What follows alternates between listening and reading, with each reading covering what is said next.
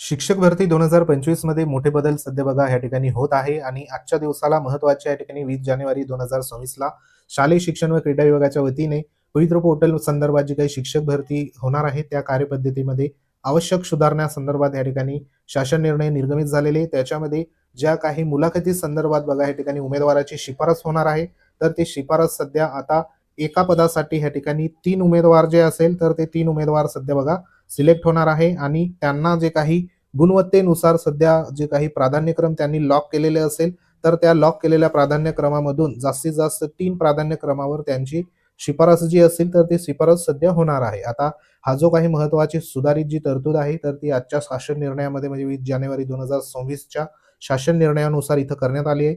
पूर्वी 2022 च्या पदभरतीमध्ये एका पदासाठी 10 जे काही सध्या बघा उमेदवारांची शिफारस होत होती. परंतु आत्ताच्या घडीला ही जी काही अट आहे, तर ती सध्या रद्द करण्यात आली आहे. आणि आता सध्या संपूर्ण ह्या ठिकाणी मुलाखतीसह निवड प्रक्रियेमध्ये व्यवस्थापनांना एकाच 3 या प्रमाणात उमेदवार जे असेल तर ते सध्या इथं उपलब्ध करून देण्यात येणार आहे. तर ही एक महत्त्वाची जो काही बदल आहे तर तो बदल सध्या इथं झालेला आहे. तर अशाच प्रकारच्या महत्त्वाच्या माहितीसाठी वेळोवेळी आपल्या चॅनलला भेट देत राहा. तर महत्त्वाची माहिती होती. माहिती आवडल्यास व्हिडिओ लाईक करा, शेअर करा. चॅनलवर नवीन असाल तर चॅनलला आवर्जून सबस्क्राईब करून घ्या. तर भेटू नेक्स्ट अपडेटमध्ये. तोपर्यंत जय हिंद, वंदे मातरम.